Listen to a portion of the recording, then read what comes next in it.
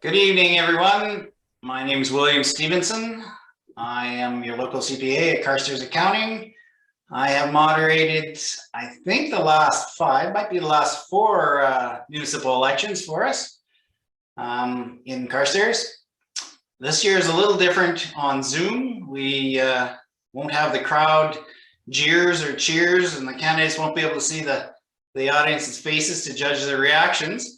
But nonetheless, we'll be able to carry on with everybody's sharing of their opinions. Candidates still are gonna have to watch the clock. The chamber executive did draw prior to the event for the selection of the order of the candidates speaking. Each of the candidates will have 2 minutes for opening remarks. We will have questions after that were submitted as of yesterday. And at the end, there'll be 2 minutes for closing remarks for each of the candidates, and they'll go in the reverse order of the opening remarks. To start with, I want to welcome everybody here, and I'm going to turn the floor over to our acclaimed mayor, Lance Colby, and give him a couple of minutes to welcome everybody. Good evening, everyone. To the candidates and to the residents of Carstairs that have tuned in.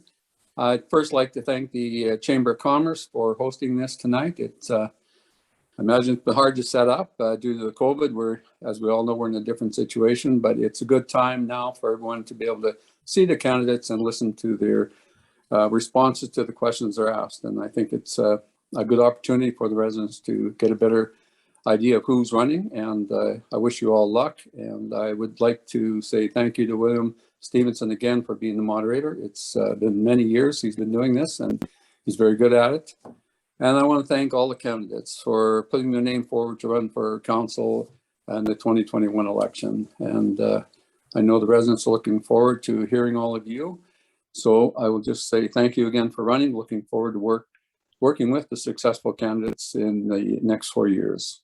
So thank you. Have a good evening. Thank you. Thank you, Your Worship Colby. So we'll get right into the opening speeches. And first up is Shannon Wilcox. Turning it over to you, Shannon. Thank you, and thank you for the Chamber for hosting. My name is Shannon Wilcox, and I am thankful to have served my first term as a town councillor. I have lived in Carstairs with my husband, Mark, and 2 daughters for the last 7 years.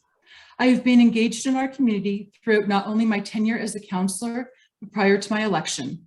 I have served on various boards, committees, and have been an active community volunteer and member. As I look forward to the next 4 years, I am acutely aware that the next 2 years will likely remain unstable for many.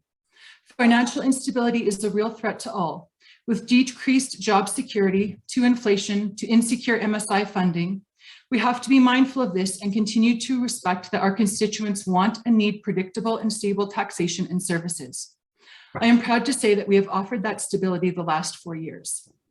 We sit in a unique situation within our region as our infrastructure is up to date and funded. My focus this next term would be to add to our standard of living in ways that do not require a need for higher taxation. In January, it is predicted that we may see gas as high as $2 a litre. Being able to access local affordable activities, programs, and services in town will be critical to all of us. Being a part of council, I have been mindful of my promises 4 years ago, to be accessible, to be visible, and to be engaged. I have learned the importance of working together as a team to move this community forward. No one voice, no one vote moves us in a positive direction. It is the willingness to check egos at the door and to have but one focus in mind: what is best for Carstairs today and in the future?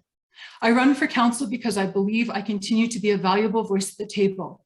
I'm willing to work through the hiccups, to make the hard decisions, and to be accountable to you. I would love the opportunity to continue to serve a second term as the Carstairs Town Councillor, and I thank you for your support October 18th. Thank you.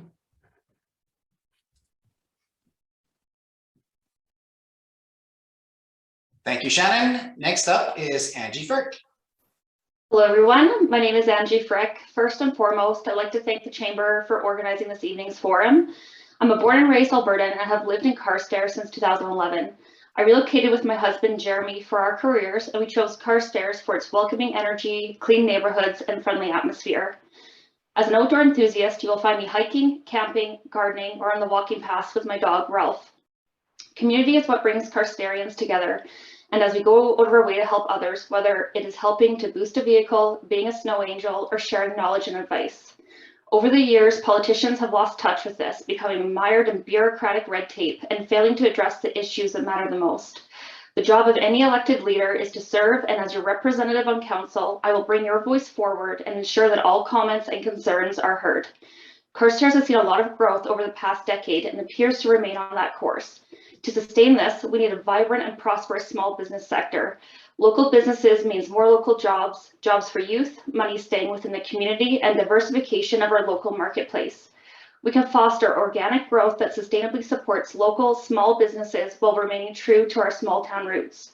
I currently work in the oil and gas sector as an operations coordinator and project manager. My years in the private sector have enshrined me with an array of strong skills that will benefit our community. These include experience managing multi-million-dollar budgets, project management, emergency response planning, and strategic business development. I love to give back to the community as a career mentor and through my volunteer experience with 4-H Alberta, Carstairs Elks, Positive Haven Animal Shelter, and Canadian Blood Services. My previous volunteer experience has included obtaining the rank of Sergeant with Royal Canadian Air Cadets, President of Toastmasters, Sundry Soccer Club, and a guest speaker at Olds College. Thank you, and I hope to earn your vote.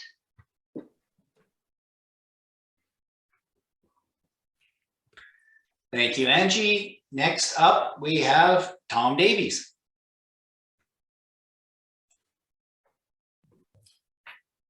Good evening, everyone. My name's Tom Davies.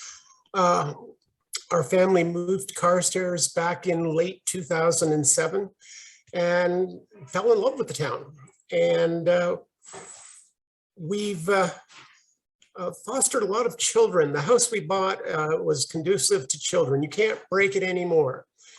So we've lived in this corner and we've watched the town grow. And I've seen a lot of things happen. And I know that this town needs strong voices for a future that looks absolutely incredible. And I would really like to be a part of that.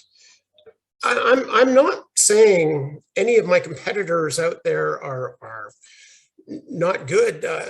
From what I'm hearing, everybody is absolutely has incredible intentions and I believe are really good for the job. I'm a semi-retired person who may not have the greatest ideas in the world sometimes, but I sure think that when one appears, I can bite down on it and take it where it needs to go to get what needs to be done.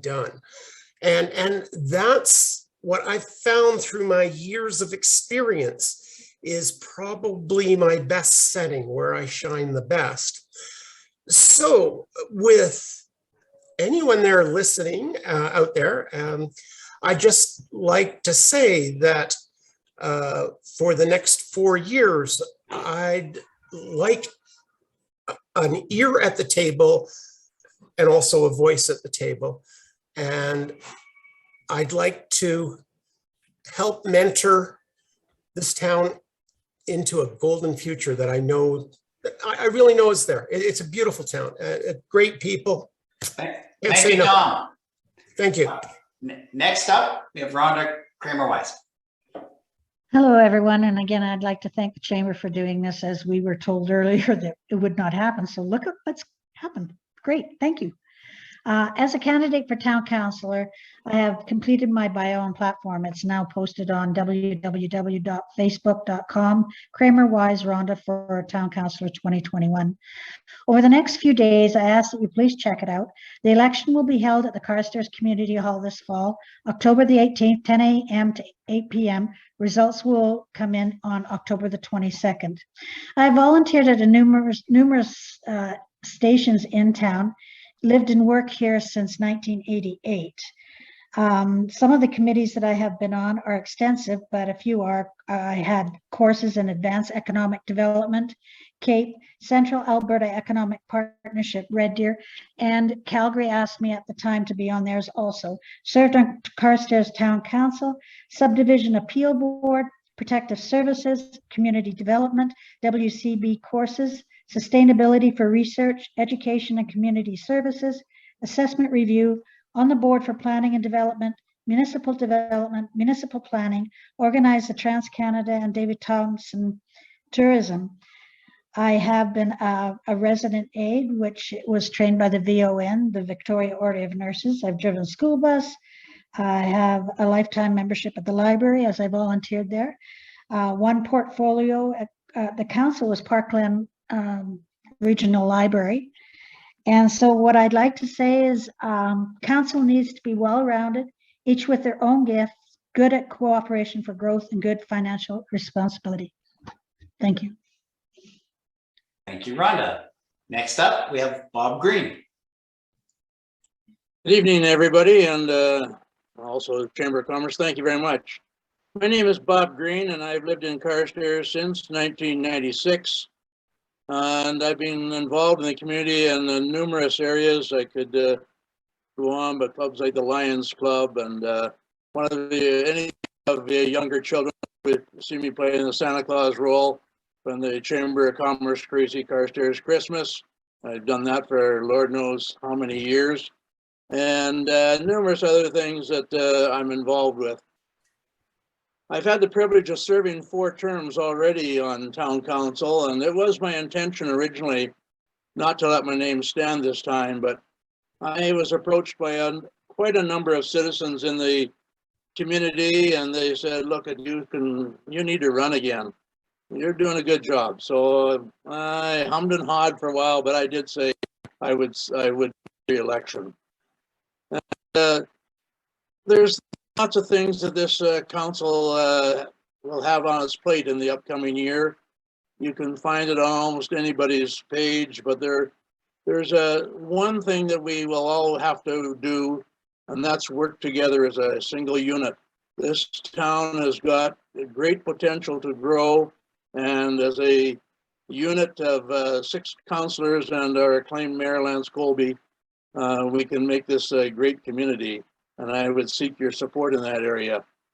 A couple of major items that I would like to continue to be involved with and making sure that they can see them through to their finalization. Of course, you know the fire hall is underway, and we'll also be very close to a 5,000 population in the next year. So we're going to have to spend some time and a lot of work on the fire or the RCMP detachment.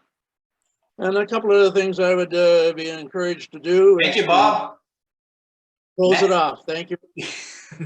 Next up, we have Sheldon Ball. Well, good evening, Carstairs, and thanks for taking some time out of your busy schedule to spend a little time here with the candidates. My name is Sheldon Ball. I'm running for council here in Carstairs. I've been on about a 4-year hiatus, but previous to that, in 2001 is when I was first elected to council, and I served three terms after that for a total of 12 years previously on council. Once that 12 years was completed, I chose to run for the school trustee position and spent 4 years as your school trustee. One of the things that I'm most proud of in my political career is the completion of the elementary school that just opened up this year. When that school was initially built, I think it was built wrong. We didn't have the capacity that we needed to have. And so that's why I chose to run for school trustee. And in my 4 years, I worked really hard to make sure that that became the #1 priority for Chinook's Edge School Division. And now that that's been completed, I want to come back and bring my skill set back to the council table here in Carstairs. After my 12 years there, I think we've made some really good decisions to set Carstairs up as a really positive community to live in. And I want to continue to help and serve my community in that manner. So on October 18th, I'm asking for your vote to elect me to council here in Carstairs. Thanks. Thank you, Sheldon. Next up is Marty Ratz. Oh, again, thank you to the chamber, and good evening, everyone. My name is Marty Ratz, and it's been my privilege to serve the citizens of Carstairs for the past term. For my wife Eileen and I, Carstairs has been a great community to live in and raise our 2 sons, Ryan and Daniel. My priorities for the next term include continuing to manage have a cost-effective and efficient approach to managing town resources. And I'd also continue to advocate for dignified, affordable seniors housing and commit to working with the province to make that happen. I believe in the use of responsible use of tax dollars and have supported managing taxes through responsible budgets. I have advocated for and in favor of holding the line on tax increases while continuing to maintain our infrastructure.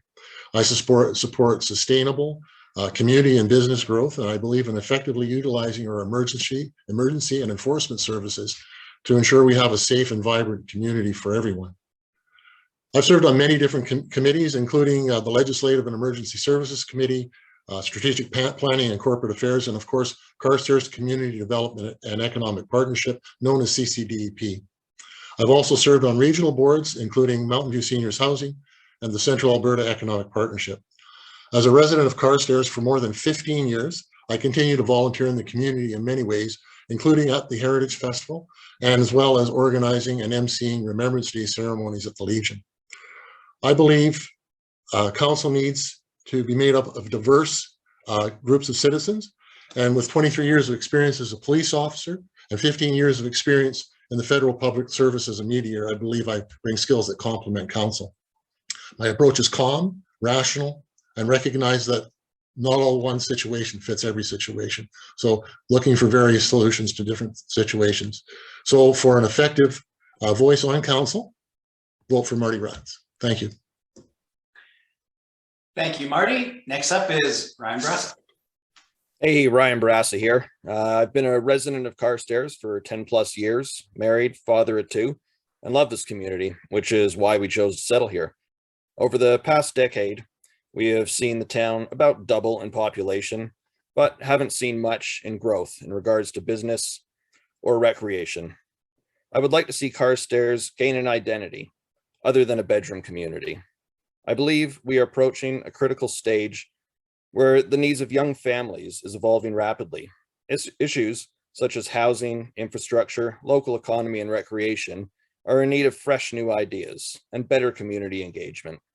I believe my 23 years in commercial, residential, and civil construction management would be a valuable asset to the council.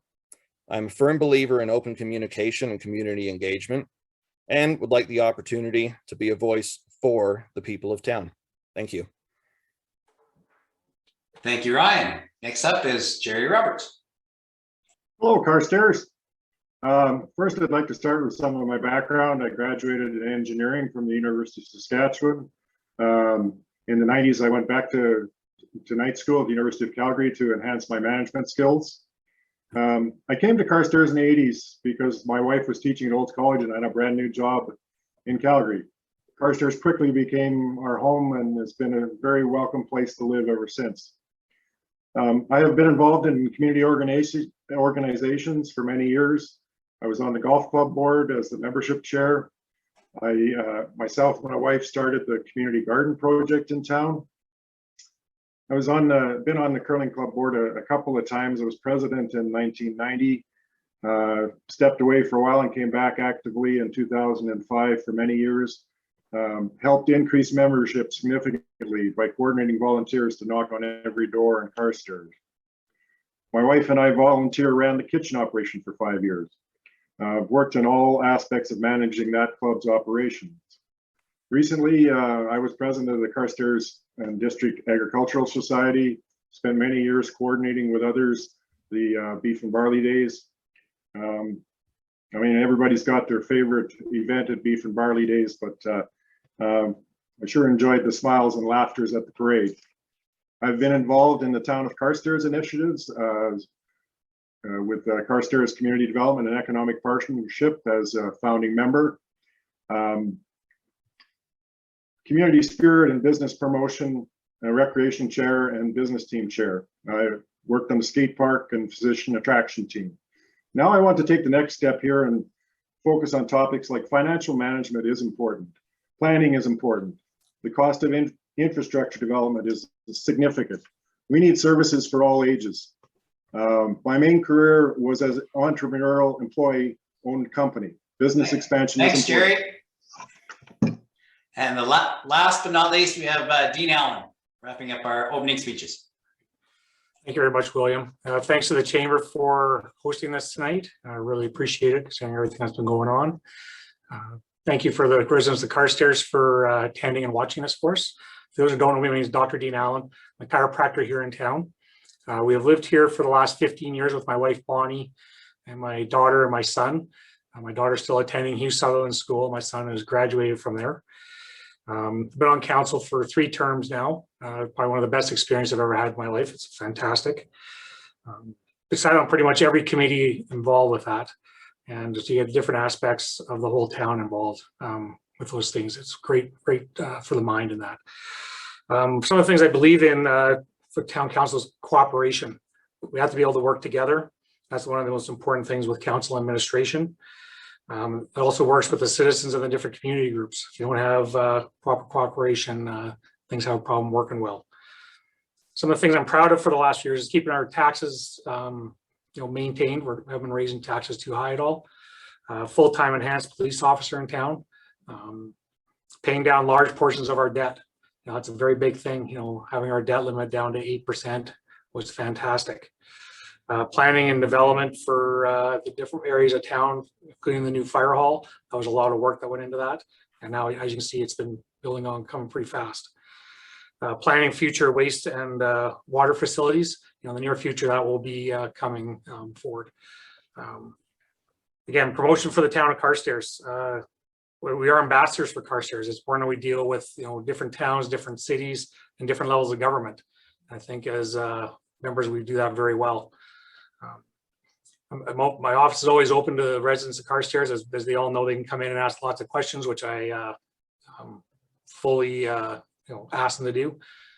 And I got 5 seconds left, so thank you very much. Thank you, Dean. Okay, now as I've told the candidates before, I had a list of specific questions that went to each individual. I'm going to give those ones first. And then I've got, there's about 20 questions that we're going to rotate around after that. So I'm going to start with the first question, and they will stay in the same order. For the question for Shannon, it says, in your bio, you mentioned that we need to address transportation for residents who are unable to access out-of-town appointments. Could you please tell us your ideas on how we could do this? Absolutely. Thank you for the question.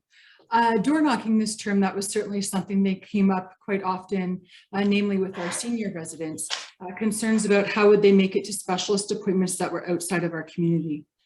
Prior to the pandemic, we did have a volunteer program that was in place where through FCSS, volunteers were compensated with their gas by way of a gas card. I know at this point right now, we have 1 volunteer. I do think that one option is to engage with the community in regards to the need for volunteers. I also think that we could be looking at some of the resources we have in neighboring communities. For example, looking at a taxi service. Once we assess the need and regularity that would be required to service this community, maybe it's looking at a taxi service that would be available to our residents on Monday mornings to take them to and from appointments. Maybe it's working regionally in regards to a bus program and having that be able to take residents into Calgary for specialist appointments. Of course, there will be logistical issues with this, but I think that as our population changes and ages, this is something that we have to keep our eye on and continue to be creative and to serve that need. Thank you. Thank you. The next question is for Angie Frick. And the question is, in your bio, you say that we need a vibrant and prosperous business sector. What are your ideas on how to do this?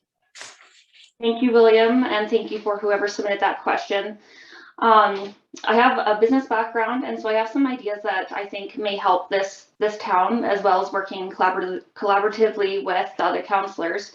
I think it's important that we market our identity of what we have to offer. The fact that we are on the Highway 2 corridor, we're 45 minutes to downtown Calgary, 45 minutes to Red Deer. I think that's a main attraction.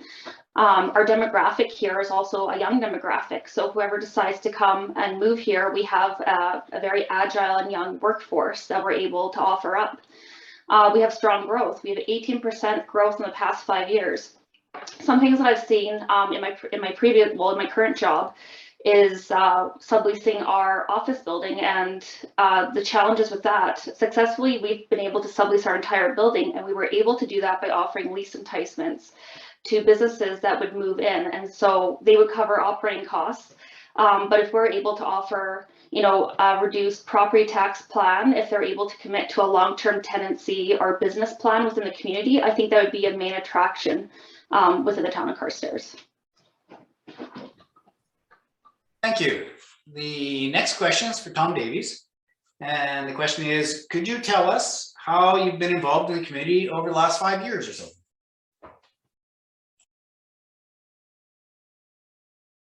In the community? I've been a parent. We owned a business up until 2001. And within the time of that business, we had 5 children. As a result, that only made you work harder in the business you were doing, which only meant more hours, and I was never home. So in 2001, I quit everything to become a father. So I became a father of many children. And I guess as a citizen in this town and as a community, I hope that I've been a person that children have led by example to a great degree to help them become adults in their worlds a little upside down. And yeah, I think it's kept me pretty busy. Thank you. Next question is for Rhonda. Can you please give us a couple of examples of volunteering you've done in Carstairs in the last 5 years? Well, I'm part of the Legion, and I have been for a large number of years. And I also have been walking door to door, as you well know, because of this. But a lot of people have talked to me about different things, and I'd like to bring some of those things up and solutions that I may have for that. For instance, Tiny Lafleur Park. Now, people want to go on there to swim, kayak, and boat. And the reason being, of course, is liability. We don't have lifeguards that can do that, monitor that. And the thing is, I believe it's a wildlife park. I'm not sure if it is. We should have signage of what's there, as they do just outside of town. Another thing that others have talked about is the dog park. They were saying there might be possible a little caged area, smaller, that small dogs can go into so the bigger dogs don't run them over. Now, I went in there and I was talking to the residents of town, and they were saying, no, we don't think that's necessary. But, some of the people with small dogs. There's also affordable housing. Single parents are having a terrible time, and we really need some housing in this town that they can afford to live in. So thank you. Thank you. The next question is for Bob Green. The question is, can you please tell us how Mountain View County currently shares the cost of shared facilities, and if you think it's adequate and what you would suggest going forward? There's a specific one for you, Bob. Pardon me? At present, we have an agreement with Mountain View County whereby a certain number of their residents, and they pick an area outside of our town, and I believe it's somewhere around 1,600 where the residents are classified as Carstairs residents for using the facilities that are in our community. I don't know that figure has been updated regularly. I shouldn't say I don't know. I know it has not been updated regularly. And I would like to see it updated, and so that we can have the residents continue to enjoy our facilities, but they also not just only enjoy it, be part of the payment of the use of those facilities. So I think we have to sit down and come up with an updated agreement with the Mountain View County to update that number and make sure it is an accurate number, and they can continue to support the facilities like the arena, the library, the parks and whatnot that they use. Thank you, Bob. The next question's for Sheldon Ball.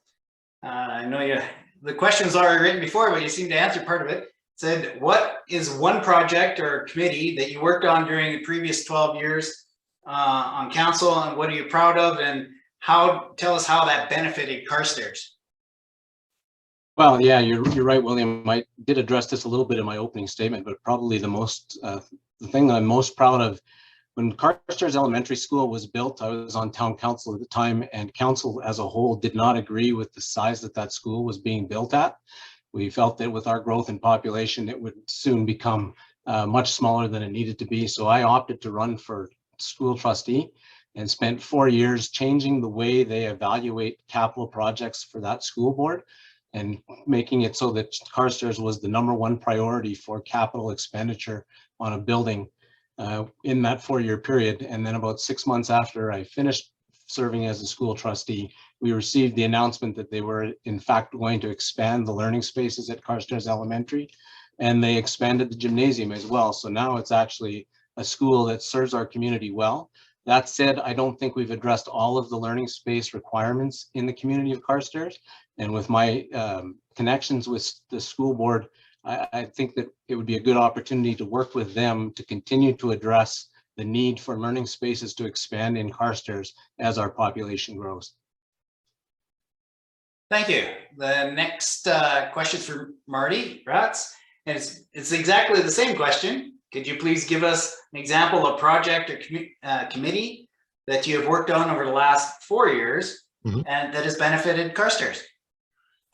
Yeah, there's been several. One that comes to mind for me is the committee that I'm involved in. I mentioned it earlier, Carstairs Community Development and Economic Partnership, or known as CCDEP. They have a Facebook page. I would encourage people to go look at that Facebook page and see all the projects that committee has done. But one of the projects they were involved in that I'm particularly proud of is the Heritage Festival that was put on in 2019. Started off, I took I would describe it as a kernel of an idea to this group of people about having a festival to celebrate Carstairs heritage. And from that, we developed a number of plans to implement to put this project together. Certainly engaged the community. I have to say that the community support in this was outstanding. We were sponsored by many groups, including the Chamber, as a matter of fact, and we were able to bring to Carstairs an event that had a parade of kilts. It's called Carstairs Heritage Festival and Parade of Kilts. Had pipe bands, dancers, other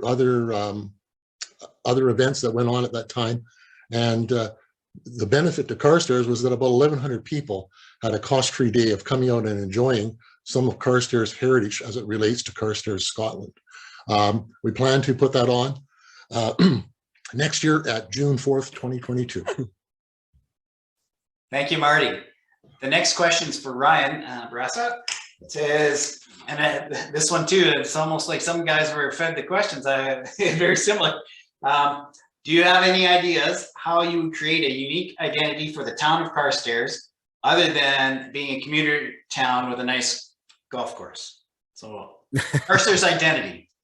Yeah, absolutely. So I was reading a study by the American EPA actually on the decline of rural communities, and it spoke of something called smart growth strategy. It basically identifies that when a town loses its main industry, example, grain, coal, changes in technology or whatever, the identity is lost, leading to economic decline, people leaving or people just using a town to sleep. What you can do to regain identity is focus on local assets to regain that identity. Example, one that's being built at the other side of the highway is that racetrack. That's going to attract a hell of a lot of people to town here, and that'll probably spur quite a bit of economic growth. I think if we engage them properly and work together with them, I think it would be a good positive for the community. Another thing we can focus on is design of the community, keeping people in mind and their needs. There has to be a good balance of residential and businesses. Ensure businesses meet the needs of a community. Will they support a wage that people can afford to buy a home here or live here? And do they offer a service that we actually need? Maybe, do we need a liquor store on every block? I don't know. That's up to the community. Recreation and environment is also something that has to be considered when designing a community as well. I think you put all those things together and you would create a community that's attractive to businesses, somewhere where people would want to start a business, set up a family, and raise kids. Thank you. The next question goes to Jerry Roberts, and the question is similar to one in the past here. It says, could you please give us an example of a project or community or committee that you've worked on over the last 4 years that's benefited Carstairs? Yeah, thanks for the question. I've been team lead on the development of the Carstairs nature space between the rodeo grounds and Carriage Lane. It's been a great project to work on. It's been a combined effort between the Carstairs Ag Society and the town of Carstairs, and also many residents. We've taken a piece of barren ground and through some generous donations, planted over 1,000 trees in the last 3 years. We've been at that project for 3 years now, and we've got many more years to go. Many years to go, because there's lots of room there for development to create a natural park for all ages to use in all seasons. Thank you. Thank you. And the last question we have on this area is for Dean Allen. It says, could you please give us a specific example of how council has maintained fiscal responsibility, as you mentioned in your bio? I think throughout the last 4 years, due to the growth, we've been able to maintain our mill rate, which is what the percentages that decides our taxes. So keeping our taxes low has helped us to plan forward, as well as pay down large portions of our debt. Having our debt reduction allows us to maintain our infrastructure, our roads, any underground stuff that needs to be taken care of. That's the main thing I think we've done over the last few councils, as we've had some great fiscal responsibility. And we start seeing it now, with our roads being basically all being taken care of, all our undergrounds being taken care of. Eventually we're planning for the new wastewater water reservoir. And because of our fiscal responsibility, we'll be able to afford, things like the fire hall and some of the other growth that's been going on around town. Thank you. All right, thank you. That's the conclusion of the one section of specific questions to each individual. Now I've got about 20 questions that I'm going to rotate so we don't get a lot of repeated answers. I'm going to give a question, and it's going to go through 3 of the candidates in the same order that we had, and then we'll move on to the next question. So the next 3 will get the second question. So the first question, and we'll be starting with Shannon Wilcox, is what is your plan to ensure that Carstairs has a vibrant and growing business community? I think that first of all, we need to recognize what's been happening the last 19 months. And I think that we need to support and applaud the businesses that have weathered the incredible gymnastics that they have been required to perform in order to stay open.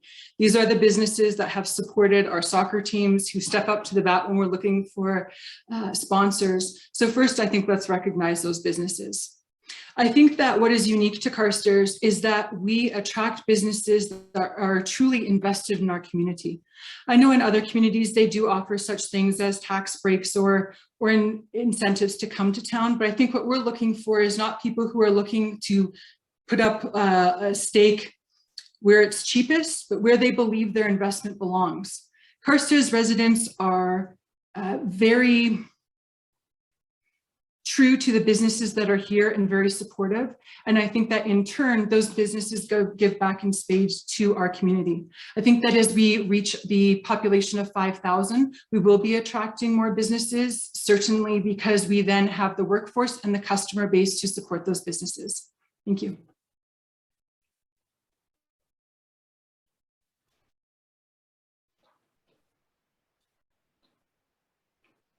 Sorry. The next person is Angie Frick, answering the same question. What would you see for to ensure a vibrant and growing business community? Thank you, William. One thing that we've seen is that Carstairs has attracted a very unique artisan market within the community. We can look at some great businesses in town, such as like the Farm Table, for example, which hosts a beautiful array of local businesses there and has done quite successfully. With COVID and the change in life, as everyone's been dealing with, I think we've seen a lot of people working from home. And so one of the attractions of this small community and the sense of community that we have would be a focus on, the identity of what Carstairs is. So kind of to echo on what Ryan was talking about in terms of creating identity for who we are, I think that's something that would work in conjunction, build an identity of Carstairs, make it known, and then boost that to the community. I think as we move forward in, the next year and a half, we're still going to have a COVID focus, but it's going to be less on response and more in recovery. And it's just as Shannon said, I think it's important to see how we can support the ones that have stayed in business and how we can attract others and show what kind of vibrant community and what opportunity that we have to offer. Thank you. And the same question goes to Tom Davies. And I'll just repeat the question again. It says, what is your plan to ensure that Carstairs has a vibrant and growing business community? I have a sort of idea that perhaps we could double up the memorial arena and perhaps even put a sportsplex in there. That might promote a couple of motels or a chain, maybe a couple more restaurants. Seems to be my line of work from way back when. It would also help out times. Some of the kids right now are going pretty late at night. If we had two arenas, it would sort of alleviate some of that. I do hear that's on the books. I don't know when that is in this town. It seems like the infrastructure that's happening right now is probably taking up an awful lot of our yearly funds, tax and grants and everything else. So I don't know where that stands, but that is certainly one way to invigorate the town with business. There's also, well, somebody had an idea I don't remember the street, but it's sort of opposite the town hall where all those buildings are for rent and they've been like that for 2 years. I would have thought that perhaps they would have been rented out for, I'm not really sure, but somebody had a really good idea, but it didn't seem to work. I really hope that when we do get good ideas that they're really well thought out and they work. And that was one. Thanks, Tom. Yeah. The next question is going to start off with Rhonda Kramer-Wise and Bob Green and Sheldon Ball. They will get this question. It says, as council, you'll be required to make decisions on complex topics with lots of info and viewpoints. Someone will always be disappointed. What are the key factors you consider when making decisions that will guide the town's future?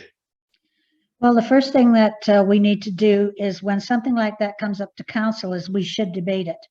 We should not just vote on it right away, but we should actually talk about it, look at the pros and the cons of it, instead of just, saying, yeah. The CEO does give us excellent instruction because he's out there and he has all the information at his fingertips. So to ask him questions of how and why and how much is it going to cost are very, very important to do. We had a population of 4,735 in 2020. It's increased by 0.96% year after year, and it's increased 18% in the last 5. We're the 11th fastest growing community in Alberta. So we need to know when we're in council like that, what the people want, what is their ideas, why should we go in this direction or this other direction? And it definitely should have a debate, and we should actually talk about it instead of just saying, oh yeah, well, we'll go for that. In the meantime, council works together, and again, democracy rules. Thank you. Thank you. So next up is Bob Green, same question. As council, you'll be required to make decisions on complex topics with lots of information and viewpoints. Someone will always be disappointed. What are the key factors you consider when making decisions that will guide the town's future? Well, we almost every case, 95% of the cases, a committee will discuss the idea prior to it coming to council, and So there's a lot of background work that has to be checked on as to the viability and the sustainability and is it what we want in our community? Is it what we need in our community? You'll never please everybody, but what we have to take a look at is what is the good for the good of the community. You can't take a look at it as an individual. You must come to an agreement that it is for the betterment of the majority in the community. You'll never please everybody all the time. And there will always be somebody that dissents with the decision you made. But when you make that decision, it's a decision that the council will make as a whole, and we do it for the best interests of the community. Thank you. And next is Sheldon Ball. Do you need the question again, or? Yeah, please, William. Okay. So the question was, as council, you will be required to make decisions on complex topics with lots of information and viewpoints. Someone will always be disappointed. What are the key factors you consider when making decisions that will guide the town's future? Well, for me, one of the big factors is financially, how does it impact the town immediately from a budget perspective, but also long-term? Is this something that we're going to be paying for generations to come? And if so, is it a good thing for the community? Any of the decisions that we make as council, generally, you don't always see the immediate impact of that decision. A lot of times the good decisions, that impact isn't seen for years until after that decision was made. So it's important to really consider what are the long-term benefits of the things that you're looking at, and how does that help the community grow in a positive manner? Thank you. The next question is going to be for Marty Ratz, Ryan Bressa, and Jerry Roberts. The question is, and it's kind of a two-part depending whether you were a councillor in the past or not, incumbent. It says, to the current council, how have you structured the purchase of the golf course so it is accountable to its shareholders, the taxpayers of Carstairs? To the new possible councillors, if you become a councillor, how would you make the golf course accountable to the taxpayers? So both sides on that. So let's start with Marty goes first. Okay, for sure. But I prefer the previous question, but I'll go with this one. Anyway, the golf course, we thought long and hard before we purchased that golf course. We looked at the value of the land. We looked at what it would cost to make the improvements we felt was needed to move forward and make it prosperous and make a profit. And believe it or not, for the last 2 years, the restaurant and the golf course have made a profit. So how do we make it accountable or how do we make it so that the citizens are taken into account or understand that we're doing things properly? Is by making sure that we have that information available on our town website to make sure that they know that we're running it effectively and efficiently. The golf course is an asset. Rather than turning a golf course over to a developer who would do who knows what with it, we decided that it was important that we keep that here to be much like any other recreational piece of property that we have in the town, like the arena or the community hall, that we would utilize it for the best interest of the community. Thank you. Next is Ryan. And did you want me to read that question again? Yeah, sure. Okay, so not being an incumbent, it'll say, if you become a councillor, how would you make the golf course accountable to the taxpayers?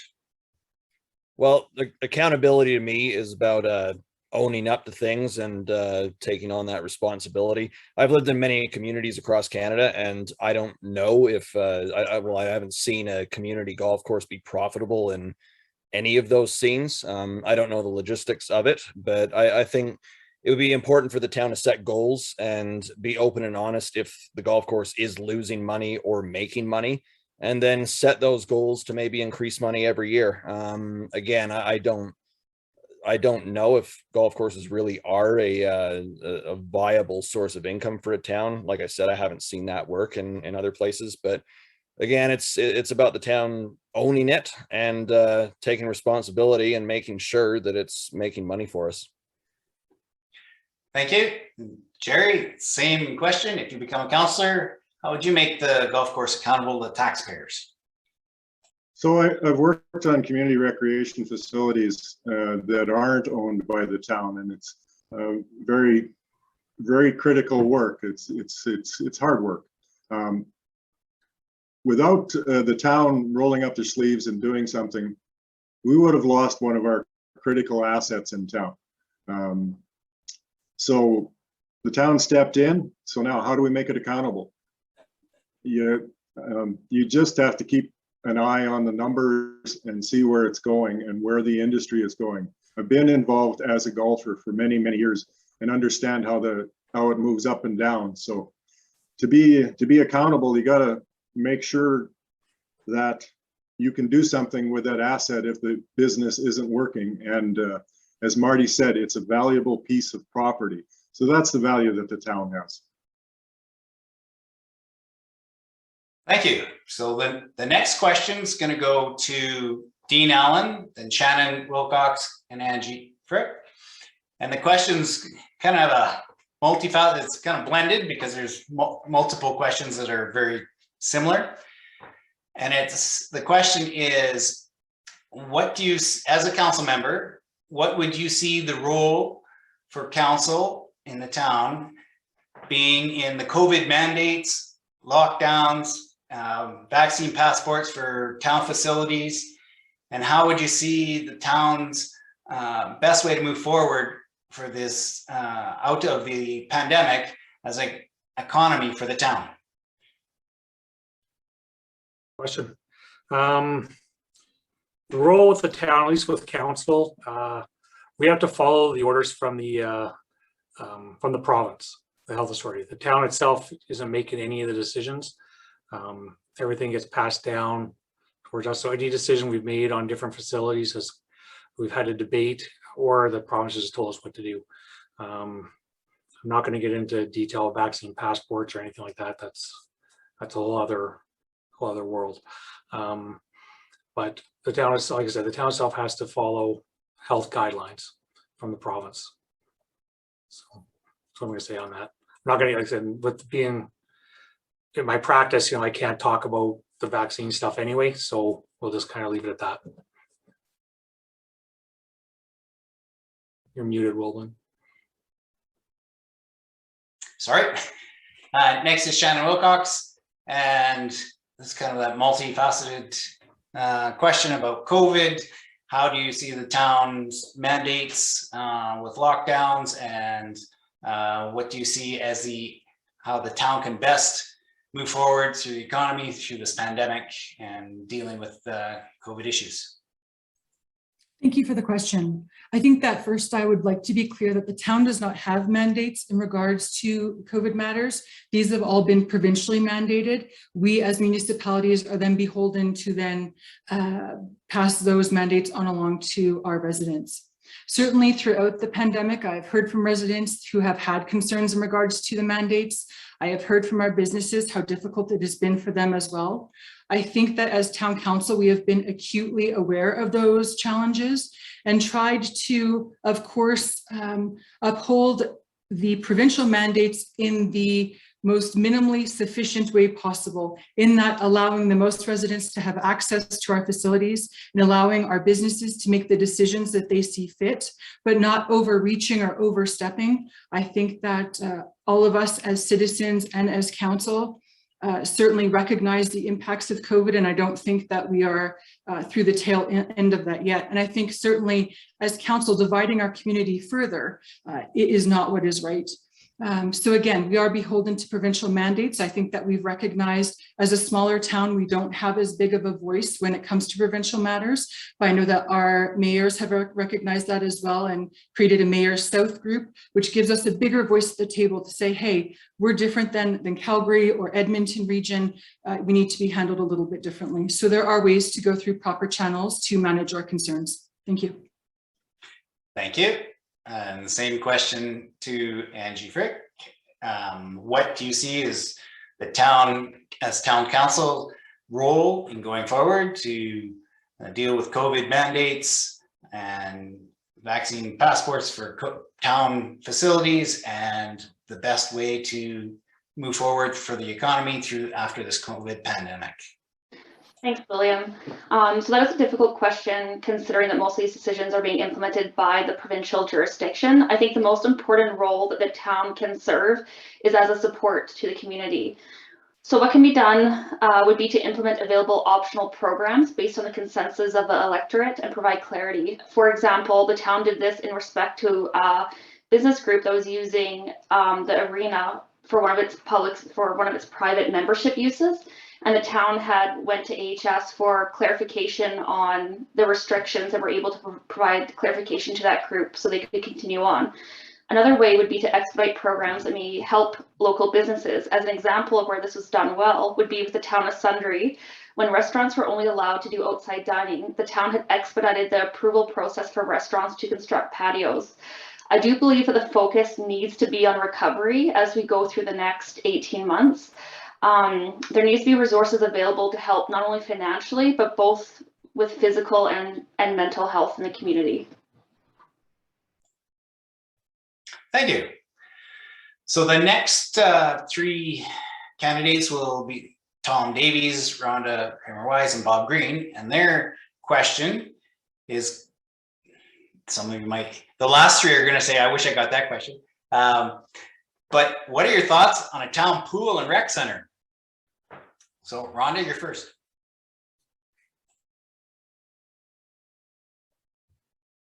You wish me to go first?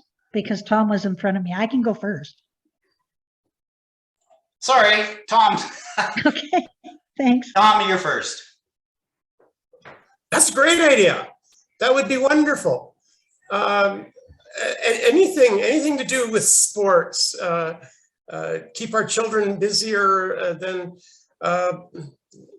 yeah, just keeping our children busy with sports, adults healthier. That's a great thing. Not much else to say on that. Well, let's go right now. Give me a shovel. Okay, thank you. Rhonda, you're next. Thanks. Well, in and around this area that I've been in, it was talked about of having a pool before, and Disbury already had one. And what happened is we decided not to have a pool.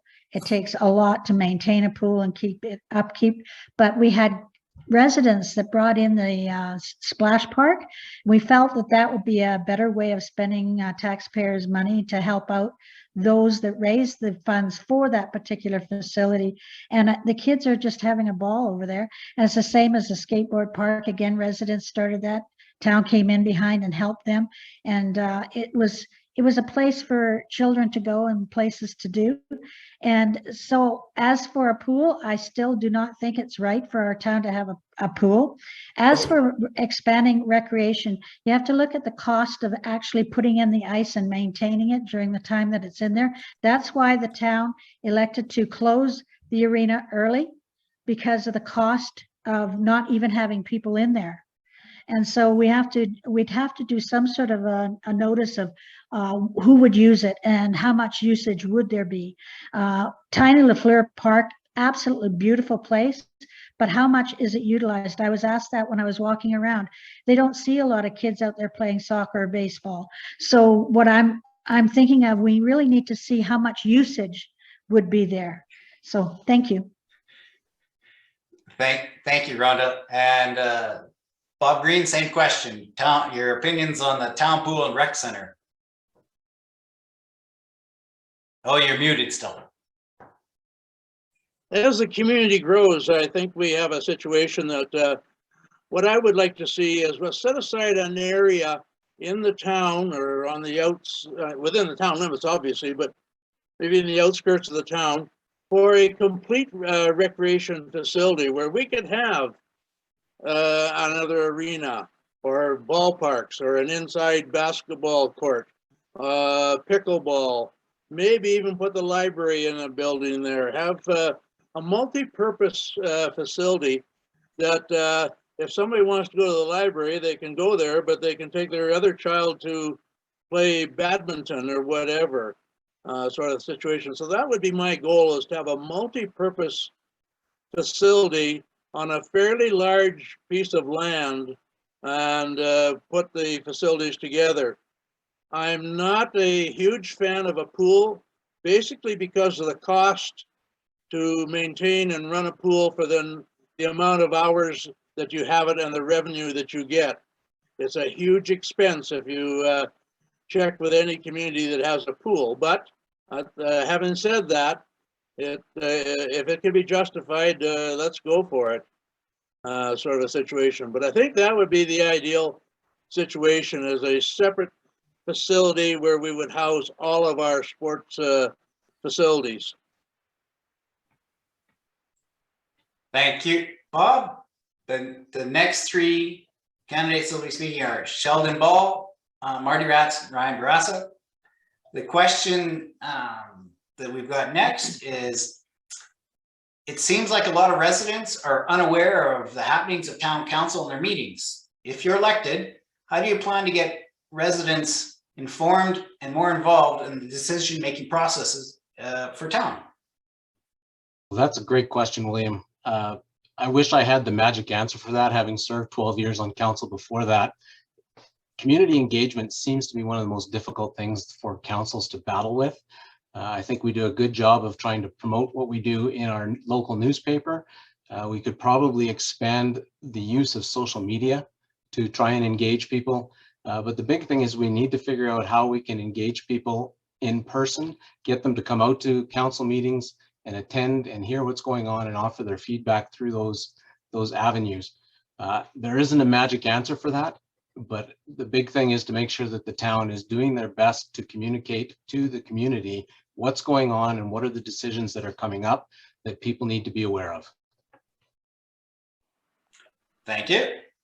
Next is Marty. You know, it's interesting, and thank you for the question. It's interesting to hear this come up, and I'm sure other councillors that have been on before. We've had I think a very similar question 4 years ago, and while we were in our initial stages of this term, we looked at a number of things to try to improve, like the website, Facebook page that the town has, and so on. And the minutes and the goings on of council are posted on the town website. The thing is that people are often have busy lives, and it's difficult for them to actually access that information. And yes, as a councillor, when I speak to people, when I go out into the community, I'm often asked about projects that are going on, but that is I would describe as one of the less efficient ways. Certainly, social media is an important piece that can be accessed. And while I believe the town is trying very, very hard to do that, we need to take better steps to ensure that people are informed. Minutes being placed on the town website have also been a little bit tardy, according to some comments that I've heard. And so I would commit to working with administration and asking them to put those on in a more timely manner, as timely manner as they can. But it's really about getting out there and finding that one way to reach all those people. Thank you very much. Thank you. Ryan, the same question. Seems like a lot of residents are unaware of happenings of town council and their meetings. If elected, how do you plan to get residents more involved in the decision-making processes in our town? So it would be probably mostly by social media. That's kind of what led me to run for council, is the lack of information that comes out of council and the lack of community engagement. The one comment that I received multiple times was they don't know who council is. A lot of people didn't even know who the mayor was. Not to bash anybody or say that they're doing any wrong, but I think social media can be used greatly to get your opinions out there. Also, I'd like to see more community involvement with the town and the council there. That little pumpkin fest that they had the other week was great, but maybe seasonally we can do something. Maybe the town can get more involved in the Positive Haven car show that we do every year. But social media by far is going to be a fantastic way to engage the community. And it's all about just getting out there and talking to people. Thank you. That was sometimes you want to be engage people, but usually if you're not having people knock your doors down, you're not doing anything bad, really bad, which will get you a lot of attention fast. So that sometimes is a double-edged sword. Okay, the next question goes to Jerry Roberts, Dean Allen, and then Shannon Wilcox. You guys had a tough one last time. Try this one here. How do you feel about backyard chickens?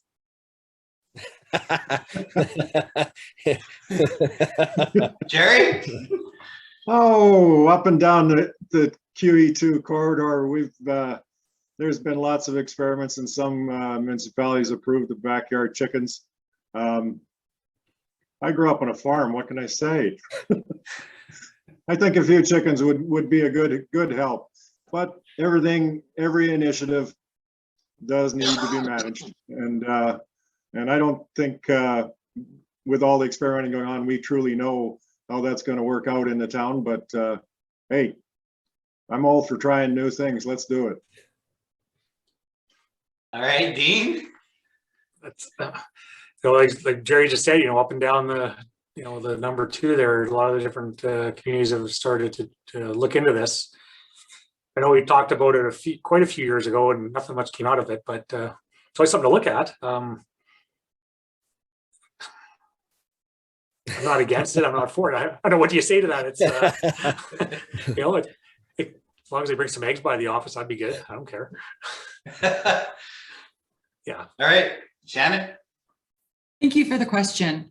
It's interesting that this was brought up. Actually, I have a girlfriend who just got a little kit of chicks, and they're raising them on a balcony in Kelowna, believe it or not. And it was interesting because I was saying, hey, tell me about the smell and the noise and what does that even look like? I really don't know a lot about raising of chickens. And so she was telling me a little bit about it.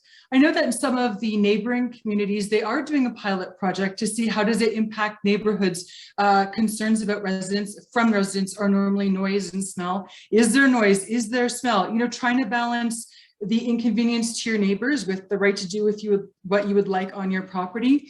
In addition to, the past 19 months, a lot of people are feeling food insecurity, and for them, that gives them a sense of security. Is that something maybe we look at doing in conjunction with our schools and having some sort of a chicken project?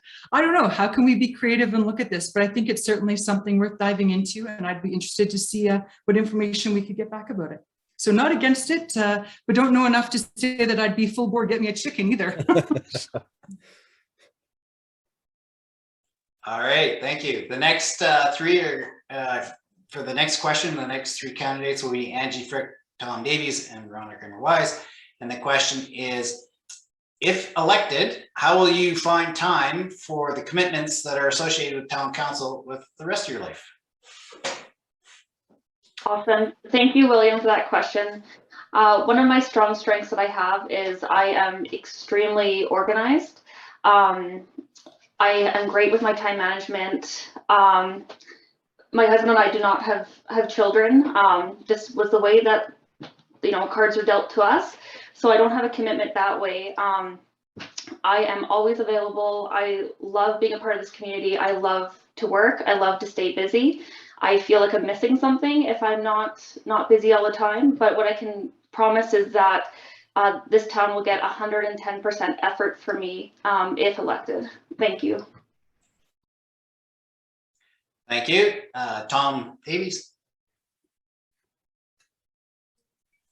That's a very good question directed at me. There are a lot of moments I think, I don't think I have the time for this, but I am full-time living in this town, and I am here 95% of the time in this town.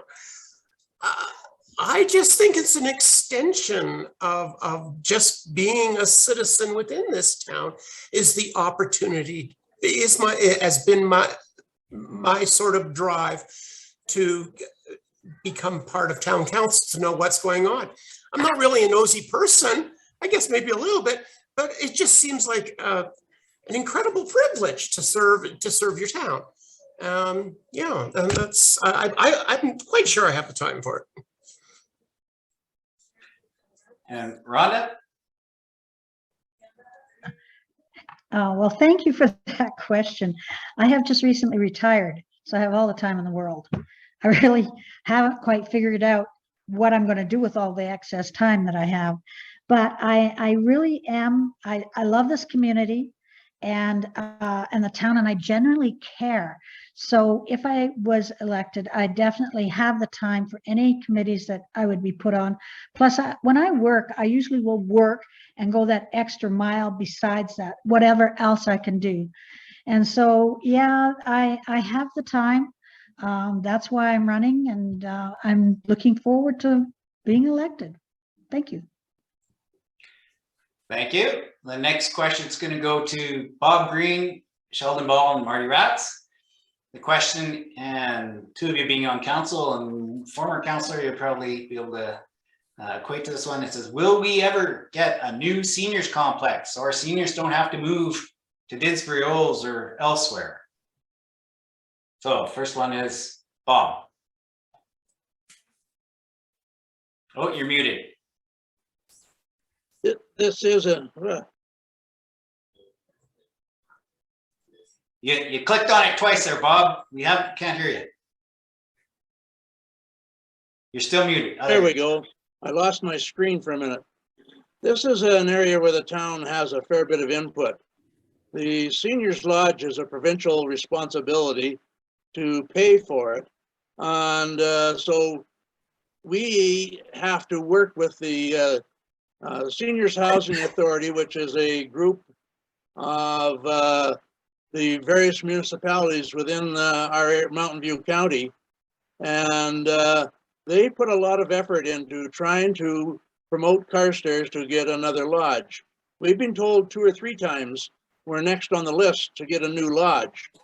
We have set aside an area for the lodge to be built, provided the land, and but now it boils down to who's going to pay for it.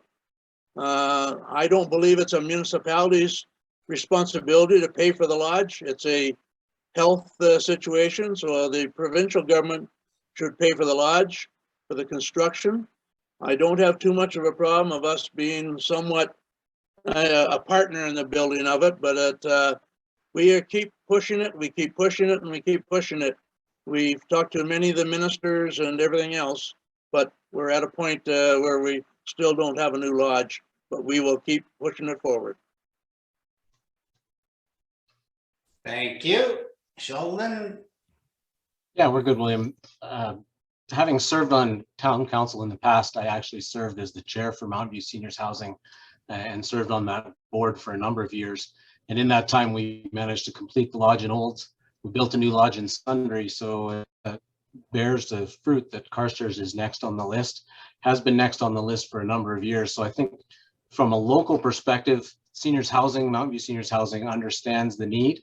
And it really is a matter of continuing to work with our provincial counterparts to get the funding in place so that we can make it happen. The town has come to the table, as Bob said, with the land and making it available. Seniors housing is on board with making it a priority. So it's really just a matter of us continuing to work with our provincial counterparts to get the funding in place so we can make that happen. And it should be a priority for us. Thank you. And Marty, same question. Well, it's interesting, Sheldon, you spoke just before me because I'm now, seniors housing was my committee, and I just finished my last meeting with them, and I'm the vice chair for Mountain View Seniors Housing for this last term. Yes, land has been set aside. The plans are made. We are #1 on Mountain View Seniors Housing list, that they will not build another facility in their organization before Carstairs is built. That's the commitment the Mountain View Seniors Housing has. Like I said, the land has been set aside. We have a goal and a plan to obtain 80% funding from the province to build the project, and that is so when we build the project that it can break even. For years, things called requisitions, and you will see Mountain View Seniors Housing on your tax bill. Requisitions have been going up and up and up, and this year we've managed to actually make a reduction in the requisitions that you pay for Mountain View Seniors Housing. Now, you're not going to see hundreds of dollars off of your taxes, but you will see a decrease in that portion of it. And it is important that we continue to press the provincial government for the funding. We're the number one on our list, but there's other organizations within our geographic area that are also looking for funding. With an election coming up, I think in the near future at the provincial level, my hope is that they're going to start spending some money. Thank you. The next question will go to Ryan Barassa, Jerry Roberts, and Dean Allen. It's kind of a couple of questions combined. It says, do you think our Main Street downtown is healthy and successful? And the other part of it is, if not, what would you change? And how would you deal with some of the landlords that are not necessarily keeping up all their buildings in the best repair? It's kind of multifaceted, but basically it's talking about Main Street. Yeah, it's definitely getting better since me and my wife first moved here. It can definitely use some improvement and stuff aesthetically.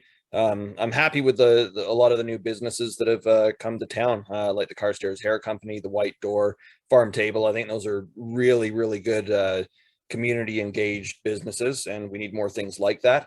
As far as the landlords and upkeeping, I think there should be some kind of legislation in place maybe that ensures that people upkeep their buildings. I know for houses there is, you can't have a disgusting dirty yard or whatever, and the same should take place for Main Street as well. Jerry, do you need the question again? Sure. Okay. If I can combine them as I did. Do you think our Main Street downtown is healthy and successful? If so, why? And if not, what will you change? And also, some of the buildings in Main Street are in disrepair. How would you deal with landlords with their responsibility for those conditions? Having more population drives the demand for more businesses, and that's what we need, is more active businesses down there. So population alone will drive more business. We can expand our economic development plan, and one of the targeted areas in the past has been that Main Street. We can collaborate and learn with other municipalities. There's a fabulous economic development Alberta-wide conference once a year where we can get ideas on what to do with downtown spaces. I mean, this is a struggle that many towns like ours have. If we need a service in town that we don't currently have, we can do some targeted marketing to go out and get those services. And some of those certainly could be located downtown. We've got some spots. So as far as the landlord situation, yes, that's been a problem for a lot of years. We do have some standards that aren't necessarily being met. But I think really the solution is time. As we grow, those landlords will be taken out because a viable business can pay the money that they want and set up a new business that we can all enjoy in our town. Thank you. And Dean Allen, do you want the question again? Yes, please. Okay. Oh, I lost it here. Hang on a second. Do you think our Main Street downtown is healthy and successful? And if so, why? If no, what would you change? And also part of that is some of the buildings on Main Street are in disrepair. What do you do about making building landlords more responsible for their condition? I think our Main Street is becoming very healthy.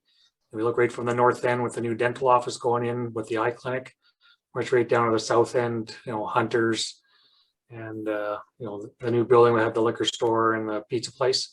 The businesses in the middle, they've weathered the storm here over the last couple of years, and I think they've done a very good job between Barley's, the Farm Table, the daycare centers, the realty offices.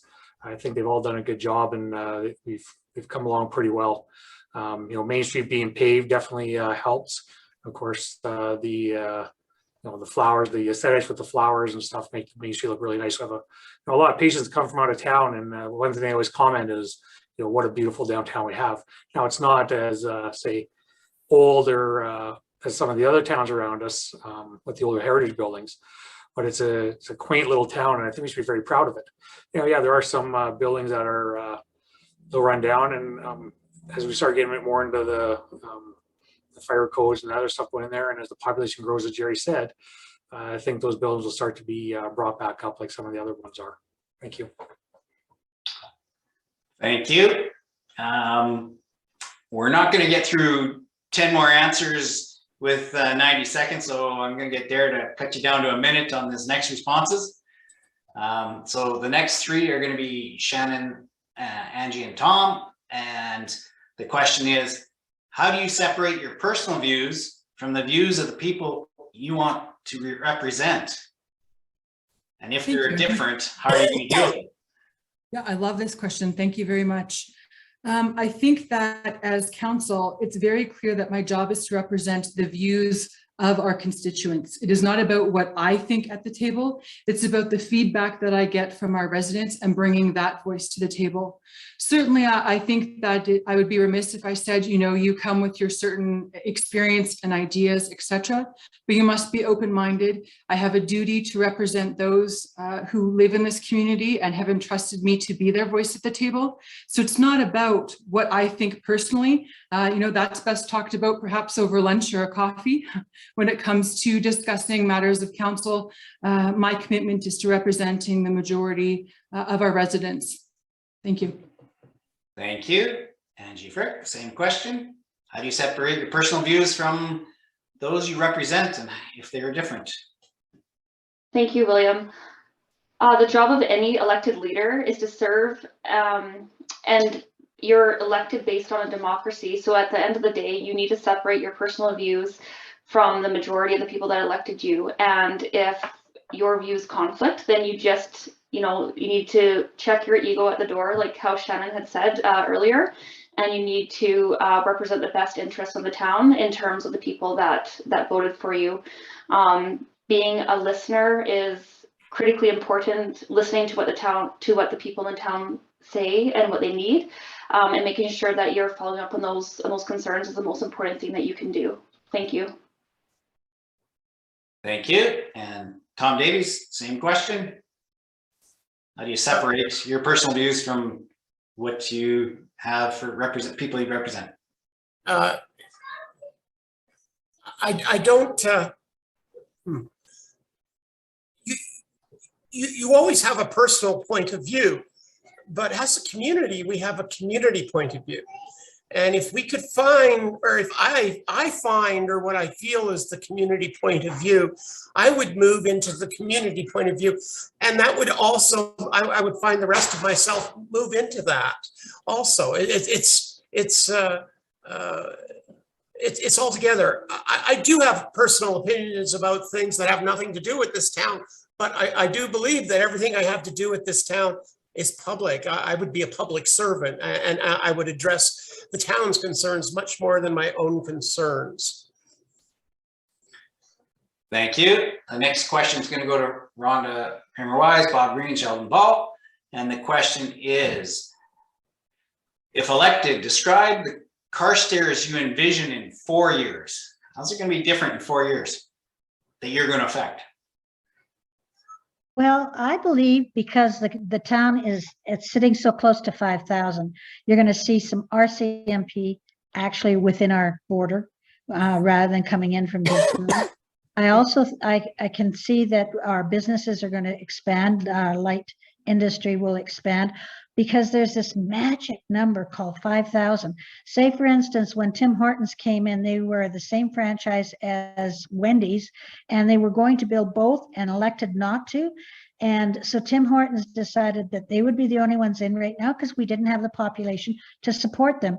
And Carstairs continually shows with Subway and Tim Hortons that we are there and we are supporting them. I sat at Tim Hortons with 22 cars the other day trying to get through the line. So we're going to be seeing more and more small businesses. I don't know if we're going to see a big box store, but it would be nice if we had a clothing store, even, excuse me, Fields, which was here, something of that nature coming back into this town so that we can support the people here. And there's many people that are looking for that kind of facility. Thank you. Thank you. Bob, 4 years. What does it look like? Well, I think we'll see continued growth in our town. I don't think there's much concern about that. We'll probably be in the 40 and 50 house new home starts each year. Everything we hear from the builders is positive that way. So I think that's going to be a huge advantage to us to expand the businesses in town. As everybody has said a few times, we get the magic number, it seems to grow. There's going to be some expenses. There's going to be some major expenses in the next 4 years that we're going to have to take into consideration. And so it'll be a judgment call on where we spend our money in this next 4-year term, because there's some fairly large expenses coming up, as Rhonda said, and we've said before, the RCMP building will be a huge expense, not just the building, the cost of having the RCMP officers here. So, but we work together as a unit, and we come out of it, and we'll do very well, I think. Thank you. And Sheldon? Okay, yeah. So we're definitely going to continue to see growth here in Carstairs. We're just the way we're situated, that's inevitable. I think you're going to see balanced growth and management of that growth. We're going to see our new fire hall be opened up. I'd like to see a new seniors lodge, if not built, at least be announced and in the works. I'd like to see that we're continuing to work with our school division to address the need for learning spaces as our population grows. And I'd like to see that we're starting to develop some sort of a commercial industrial area in town that we can offer additional job opportunities for people living locally, as well as some expansion in revenue base that will help to support our taxes as we move forward. Thank you. The next question starts with Marty Ratz, Brian Brassa, and Jerry Roberts. If elected, what are your thoughts on how to bring more diverse businesses to town and ways of supporting current businesses through town council? You know, I think this has been touched on a bit in the last question about the population of 5,000. I mean, as an individual, any one of us can't just go to a businessman and say, a business person, and say, you're going to set up business in our town. You need to really make it enticing for them. And I believe that we have already done a number of things to make it enticing for businesses to come to town, such as red tape reduction programs that we put in. We've streamlined our processes, etc., for businesses to come into town. So that's attractive for them. To support businesses as they're going on. I've been part of a number of initiatives with CCDEP, by the way, which talked about good people and the businesses in our community, as well as what was new in 2021. If you look on their Facebook page, those are listed as projects that they put up and advertised on Facebook. Thank you, Marty. Ryan, do you want me to question again? Yeah, sure. If elected, what are your thoughts on how to bring more diverse businesses to town? Any ways of supporting the current businesses through council? So bringing businesses to town, new businesses, kind of goes back to that study that I was reading on smart growth strategy. So things you want to develop your town to make it attractive to people that live here. There's no magic answer for it, really. You want to make sure you have a good balance of recreation facilities, smartly designed communities, and you want to focus on your local assets in the region and really promote them. I think council can do a better job of being more vocal and outspoken for our businesses and local assets here. Yeah, that's what I would do. Okay, Jerry. Yeah, I've spent a few years in the marketing world and would enjoy an opportunity to help expand our economic development plan for the town. I've also been business pillar chair for CCDEP. So I know some of the problems with the existing businesses in town and what they struggle with, because I've talked to many of them. Continued work to get the local businesses to work together. I think they can help each other attract people to buy local, sort of thing.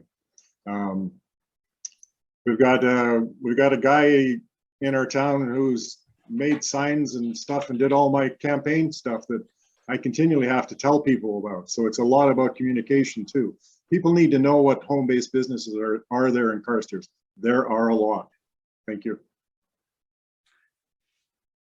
Thank you. And the last of the question ones it's going to go to Dean Allen. And this one is, what initiative or project are you most proud of as an outgoing councillor?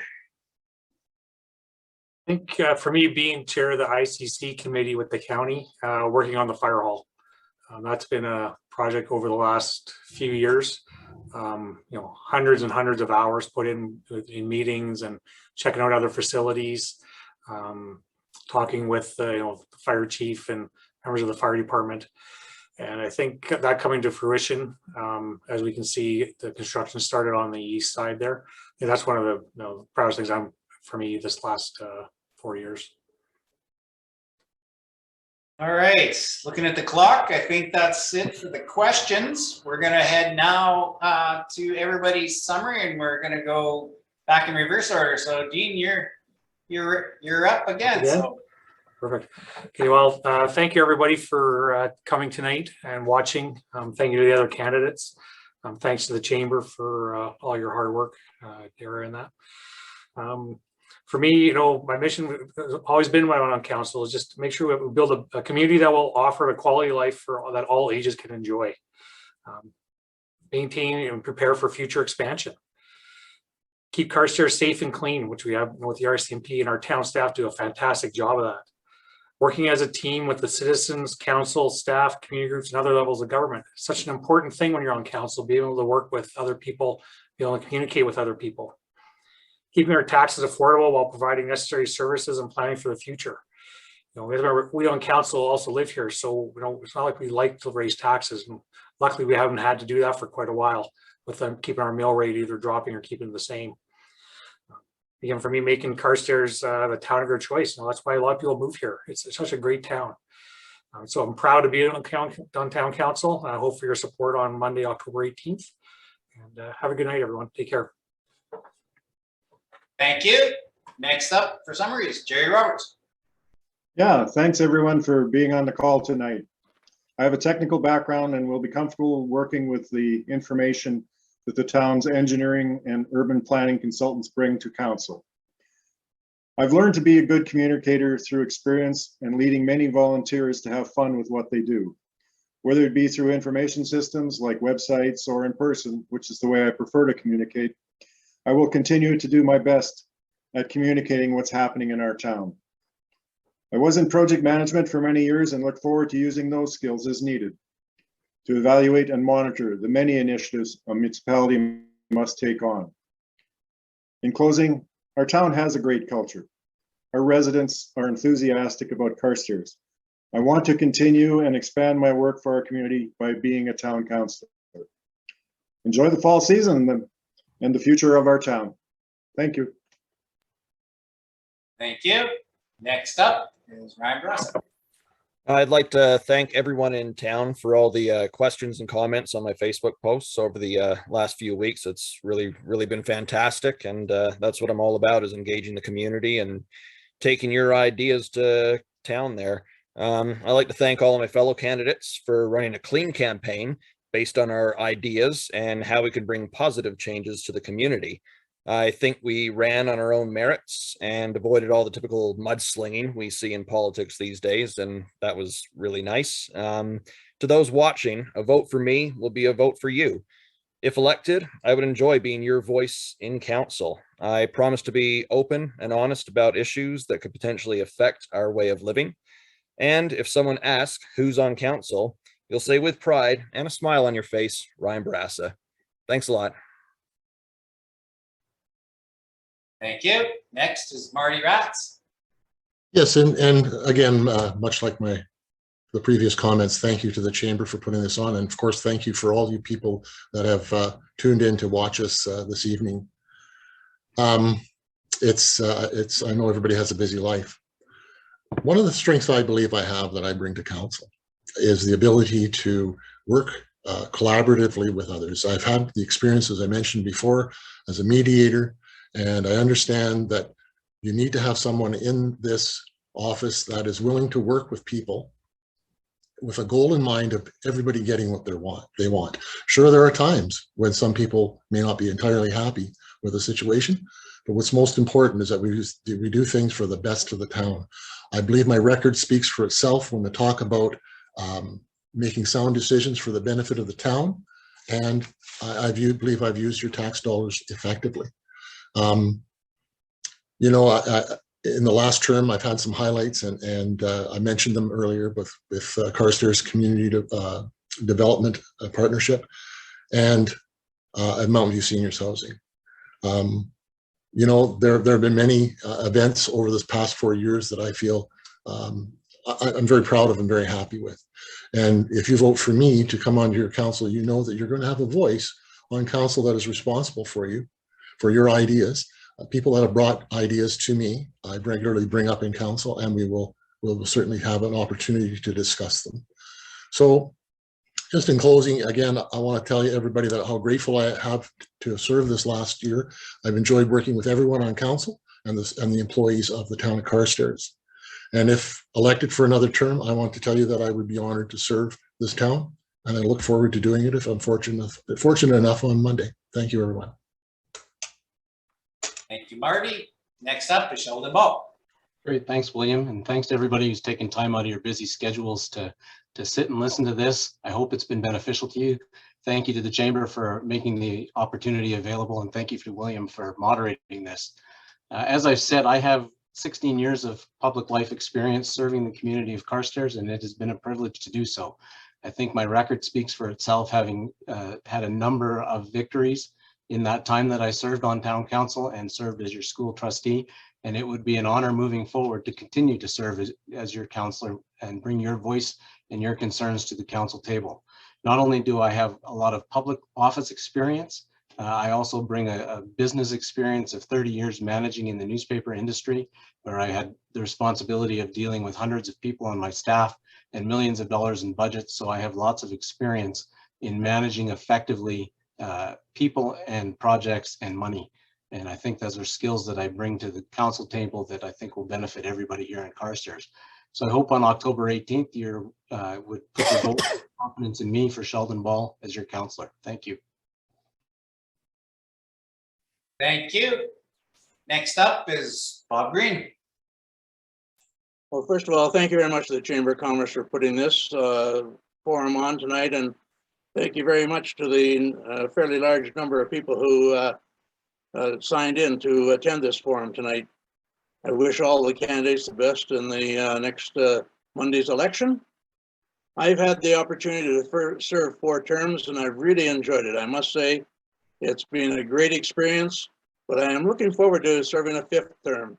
I have a fair bit of experience now. I feel I can bring that to the table. Would take that honor and make sure that we work as a unit. I've mentioned that a couple times, that when a decision comes from council, it's for the best of the community. I love this community. I've been here. It's the longest I've ever lived in any particular town in my many, many years of living. And it's a great spot, and I think it can continue to be that with a great council that we will have for the next 4 years. And I look forward to that. And on Monday, Bob Green. Thank you, Bob. Next up is Rhonda Kramer-Wise. Hello, and I'd like to reiterate that thank you for having the forum and letting me participate. Excuse me. I have integrity and I keep my word. I keep my appointments, I'm trustworthy, and I have honor, morals, manners, and respect. I'm fully committed to council to make sure things are done, to bring answers to the residents with what it is that they are interested in. Strength is in the people. I'm accountable to you. Now that I've said all that, I really want to touch on a few things that it took 27 years before we even got that elementary school. So it is so nice that we actually have it. Now we have an expansion.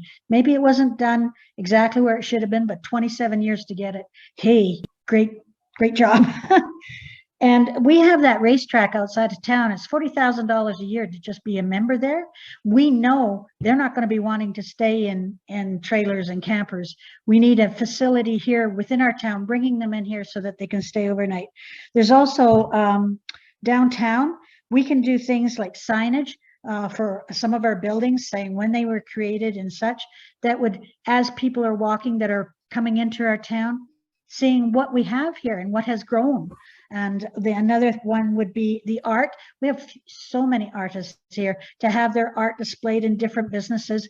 And there's also the theme for Main Street, that it was supposed to be a railroad street, and that's what it's supposed to actually have.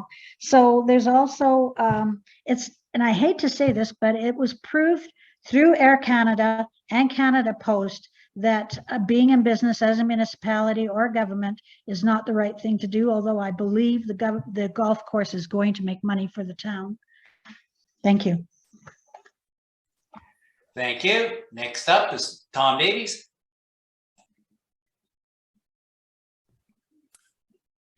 Thanks everybody for putting on the Chamber of Commerce, and for everyone here tonight. The message I'd like to leave with you is that I would like to be a voice in Carstairs for Carstairs, and I depend on your vote. Regardless of anything, this is a beautiful town. It has a beautiful future, and wherever I'm at in this town, I will keep track of that. It has done amazing things in the last 13 years since I've been here, and it only keeps turning better and better pages all the time. Thank you very much. Have a good evening. Thank you. Next up, Angie Frick. Thank you, William. So thank you to all the candidates for your participation. A big thanks to the Chamber again for putting on this evening's event, and for everyone who has joined us tonight. And again, thank you, William, for moderating this event. It went very, very smoothly. If given the privilege and honor to serve Carstairs as a councillor, what I can promise you is I will apply my positive attitude and strong work ethic, combined with my problem-solving skills, to serve the town to the best of my ability. I am a project management professional, PMP certified, and hold a diploma from Olds College in Land Agent Studies, as well as a certificate from the U of C in project management, to name a few. I'm a hard worker, and I'm not afraid to get my hands dirty. I work collaboratively and effectively, and will work hard for you. I promise to bring common sense policies, reduced red tape, fiscal responsibility, and making sure that we work effectively and efficiently for the people of Carstairs. I care very much about this community, and regardless of the outcome of next week's election, I promise to support the town in any capacity needed. I am very strategic, driven, and organized, and I look forward to the opportunity to serve you. Thank you. Thank you. And for final comments, Shannon Wilcox. Thank you, William, for moderating this evening. As I spoke about earlier, the next 4 years will be about building upon the solid foundation that our past councils have been able to lay down for us. As a part of this past council, I am proud to say we were able to complete programs such as updating and replacing our water pipes, completing our road program, extending the life of the lagoon, and the work we did with the province to complete the expansion of the Carstairs Elementary School. We were able to complete the dog park, have the nature space well underway, see the increase in outdoor ice surfaces in the winter, and the addition of the golf course as a town asset that we were able to diversify to offer not only golf, but walking trails in the winter as well. We have increased the accessibility to local mental health supports, and over the last year have offered affordable, engaging programs through our Carstairs Recreational Department. I am proud the building of our new fire hall is well underway. We did all of this, and today we sit at only 21% of our debt limit, which is outstanding. The last 4 years, I have served with integrity and passion. I carry with me a desire to serve, engage, and to be a champion for our community. I come with a unique perspective, but understand my duty as a councillor is to represent all the residents of Carstairs, building the best community we can today and for tomorrow. I am committed to continuing to be transparent, accessible, and responsive. Now more than ever, we need steady hands, conservative budgets, predictable taxes, creative solutions, and increased local opportunities to engage within the community. I thank the Chamber for putting on this event this evening. I would also like to acknowledge all of the candidates I share the panel with tonight. Today's political climate is not easy, and I acknowledge the passion we all have for Carstairs to throw our hats in the ring. To our residents, I thank you for your engagement this evening and over the past 4 years. I would be honored to serve a second term as a Carstairs Town Councillor and would be grateful for your support October 18th. Thank you. Thank you. Oh, to the 50 people that are still online, I'm glad you stayed out right through to the end. I want to congratulate all the candidates for having a good forum. I think it went smoothly. I want to thank Dara and Chelsea from the Chamber. They made it set up well, and I think it worked fairly well. We just needed to get a few more people to attend. So I want to thank everybody again for being here tonight, and good luck. I don't get to vote for any of you because I live just out of town, so we'll see what happens next week.